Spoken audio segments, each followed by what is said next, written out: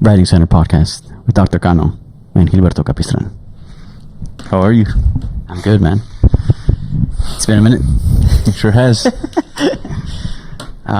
Okay, so we are rolling live at the Writing Center here in Brownsville, Texas, at the Brownsville campus of UTRGB, which is a very nice campus. I'm not throwing any shade to Edinburgh, but it is very nice out here. I don't see a lot of people coming over here from over there, so y'all should give it a shot. But we do like the Edinburgh campus a lot too. So, anyways, sorry, sidetracking here. This is a podcast about writing voice, which is very appropriate for the Writing Center because that is our mission here, is to strengthen student voices. And it's not about editing. It's not about placing commas. It's not about revising things. It's about empowering what you already got and hoping that you can get that message across the way you want to get it across. So with Dr. Cano here, who is an academic PhD holder, master holder, been around Texas, been all over the place, Texas A&M. Mm-hmm. You went to Texas State for your master's degree, mm-hmm. and then PhD. Can you remind me? Texas Christian University in Fort Worth. Texas Christian University. Not Dallas, Fort Worth. Fort Worth. Yeah, let's make that clear. But overall, just a cool guy to have as a professor, and very knowledgeable in methodologies for rhetoric and composition. Who also just got published in Harvard Educational Review, which we'll sidetrack to that in a bit. But for now, we'll get started with the main questions of the podcast. So we'll ask Dr. Cano, and we'll let him take over from there. What is a writing voice? Yeah, thank you for having me, Gilberto. It's great to be here. It's great to be in the space of the Writing Center, and just to be around these gadgets. It's cool. It's cool to just have stuff to fit around with. But in terms of what is a writing voice, it's I definitely think about it as something that is multiple. People have multiple writing voices, and so at one time somebody might be able to want to sound more quote unquote academic, a little bit more personal in their writing. There's a variety of voices that people should pursue and should be allowed to pursue. And so when I think about a writing voice, it's almost like a two-part thing. For today, my response might change tomorrow. Yeah. But for today, my two-part response is figuring out how you want to sound, whether that's on paper, on the screen, through the actual voice, like we're doing right now, recording, but also having the institutions that are supporting those things, whether that's in school or at work or in any other different place that people might find themselves in community settings. And so when I think about writing voices, I think about those two things. Somebody developing what they want to sound like in different mediums, but also having the support institutionally and within the community to develop that particular voice. So I think about it as writing voices that people can tap into. So are you I'm trying to make a connection here because you're saying the writing voice is not just about you. You need the support from the institutions. And so are you saying that it's kind of like voices get developed as an ecosystem kind of thing? Like if you don't have that acceptance for the voice from the institution where you're writing, like you're not going to be able to develop that voice, or at least not fully. Is that what I'm understanding? I think it will. Yeah, I hadn't thought about it as an ecosystem, but I think that's an appropriate word. Okay. And so maybe I thought about it like as maybe the environment or the landscape, the community, just the people that are surrounding other people. Yeah. Like the people that surround the person. I should have said ecology. That was the word. The ecology sounds cool to me. That sounds really cool. The ecology. I'm stealing that from a scholar from rhetoric and composition. Okay. Yeah. Well, yeah, I'll take that. I'll use ecology. Yeah, I do think that the people that surround the writer will have some influence, if not a lot of influence, on the way that they end up sounding on the different mediums that they're writing through. And so, yeah, I think that they might be thinking about a fictional or an imagined audience. And so as they write, they can sort of shape their voice based on that imagined audience. Even if that audience is themselves. I'm writing to myself, or that person was raised by somebody or within a community. Actually, I'll stick with community. That's a great way to put it, because then you take into consideration, like, in order to develop the voice, there needs to be some backdrop of where you're at, and that you can change your voice in regards to that. But you know, if it's not super flexible, then you might not be able to develop it as well. Yeah, and I think to the second point of the question, which is like, what if there's not support for it? Is it going to not be reached at all? I think it still will be reached because people just have a tenacity to them. But I think it might take longer. Yeah. Instead of taking a few months, it might take decades, or you know, whatever the time frame might be. It just will take a lot longer. Yeah. And hopefully somebody pursuing that particular writing voice or writing voices doesn't get killed along the way, like that motivation. And so, but yeah, I do think that having the appropriate support, whether that's in the personal life or institutional life, will exponentially increase the pace of developing that particular voice or voices that the student or the writer is pursuing. That's a great response. That's a lot to digest too. So feel free to pause the video and digest with us, because I'm going to take these home as well. How do you find your writing voice, and / how do you develop it? I would say those are intertwined there. Yeah, I think that question is pretty difficult to respond to in terms of finding it. I think that I prefer to think about it as somebody pursues a specific voice or specific voices, and in that pursuit, at some point they might feel comfortable with that particular writing voice. And so, for example, somebody might write in a journal entry just to themselves. It's a personal entry, and they just look at it and they feel comfortable with that writing voice. They have pursued it, and at this point, maybe they've achieved it. And so, but I don't know if they found it, because it's an ongoing process. So to me, finding kind of presents a very static idea of like, here it is, and that's where it ends. And to me, I consistently see it as, here's this other project. What kind of voice do I want to develop here? Or this particular voice that I've had for a while works well. Let me just keep cultivating that particular style of writing.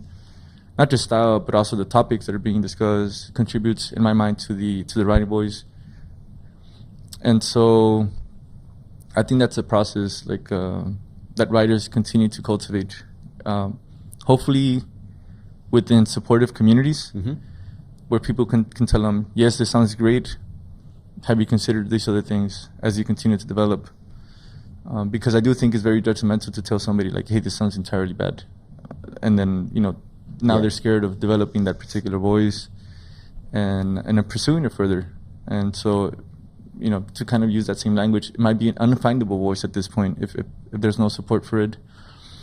So yeah, I think that it's not so much finding a voice. I think it's a constant pursuit of it, and not just voice, but voices, because people would develop inevitably a multitude of writing voices as they go on through their journey in life, like whether that's at school, at their workplace, if they're writing a love letter to somebody, whatever that might be. I would agree with that and the multiplicity of it, just because I think when you're starting out writing, there's a lot of we need some fiber, guys. Come on. We need some. These are really actually like, are these organic? This feels like No, I think they're like toys. What? I got it from over there. It looks so real. I was gonna take a bite out of it. No, don't do that. It's a fake banana. It's very real. We got great props here at the Writing Center. I was gonna say, because you read so many, like, let's say in terms of rhetoric and composition, there are so many articles you read before you write things, because you need to, you know, form an opinion on something. And you get used to certain voices, and so I'm very tempted to follow suit. And I don't think there's necessarily anything wrong with that. What does it say? Writing voice. Writing voice, yeah. Let's remind them. There's nothing wrong with that, I don't think. Just trying to copy somebody else. But eventually you kind of like, as you copy people and their style, because you like it, because you want to emulate it, because you admire it, or whatever reason, I think you start finding your own voice through that, maybe. At least for me. Like, it's kind of like I see...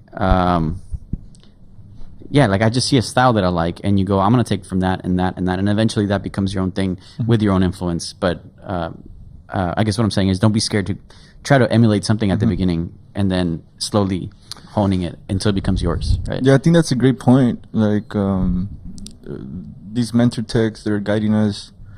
I do recall, for instance, in my own writing development, I was a super late bloomer with the writing, and so yeah, I think it took me a long time, especially through my undergraduate experience. I felt like I didn't have a good writing voice, and that was probably accurate. I didn't have a good writing voice, and now it's okay, but I'm alright with it. Like, I'm comfortable with the writing voice that I developed in the different pieces. But I did have mentor texts. And so, for instance, there is a scholar in rhetoric and composition from the Valley, Jaime Armin Mejia, Dr. Jaime Armin Mejia, whose essay I encountered at one point, and I really liked his clarity of thinking through his writing and just the directness and how he was able to combine that with like analysis. And so I did want to emulate how he was writing. Yeah. I also encountered Dr. Carmen Kennard's writing that felt very personal and yet analytical, very focused in her mission. And so I also allowed her writing to influence the way that I was trying to compose. And so I do think that it's great to have mentor texts that permit us to kind of emulate them while we develop our own voices when we write. Yeah, I agree with that. I like that. I'm going to transition to the next question, and we're transitioning to this one about specifically academic kind of writing. And so, for those of you who don't know, Dr. Cano just got published in Harvard Educational Review. It's a big success for the department and for him, and it's just a really cool thing to have, I think, specifically because of the content of the article as well. So if you guys want to check it out, check out his CV over at the Faculty Department for Writing Studies here at the UTRGB. But without sidetracking too much, what is your specific writing voice in academic writing? How do you marry those two of your, like, having your own original thing, but also having to fit navigating this language of like scholarship and academia? Yeah, I think that one of the good things about having these mentor texts is that it gave me a different audience. And so in developing the writing voice, I had to identify one thing that I feel consistently happens, which is, because a lot of the writing that gets done is done within school systems or school settings. And so when I started to think about what kind of audience I consistently was trying to write to, unintentionally, it's just what's kind of taught, I figured out that it was a white audience. Like, they grew up monolingual potentially, with the particular practices that weren't quite my own, and maybe different belief systems, different customs, different legends that we share, or should I say that we don't share. And then also growing up transnationally. And so in developing this writing voice, I had to kind of like figure out what was shaping my previous writing voice to figure out like how to move forward with the writing voice that I wanted.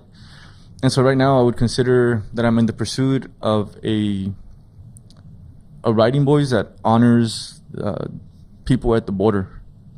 And so at times I'm more inclined to include bilingual practices in my publications or in my writing practices.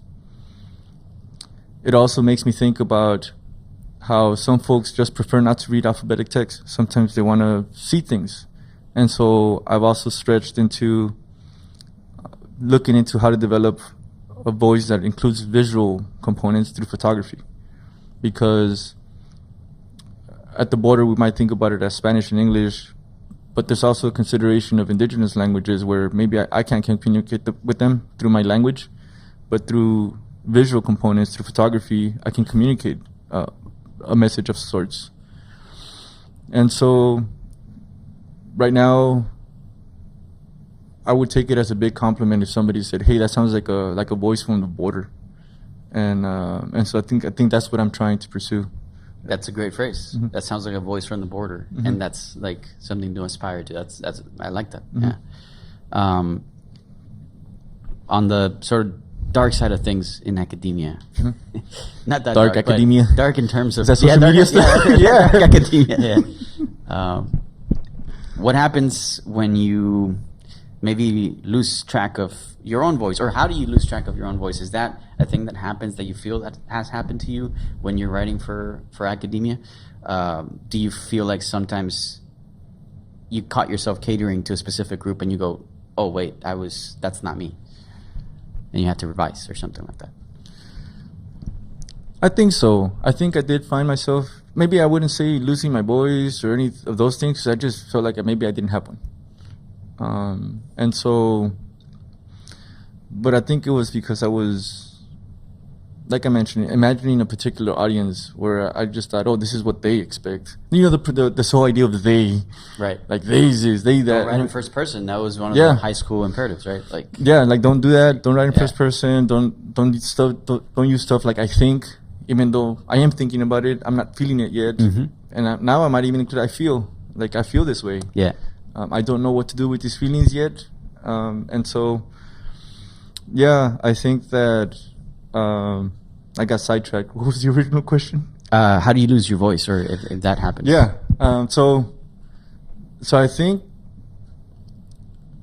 I guess very directly, if a writer doesn't have confidence in themselves, whether it's because that was of external pressures or something innate to them, I think that's a quick way to lose. If a person thought they had a writing voice, that's a quick way to lose it in my mind. Yeah.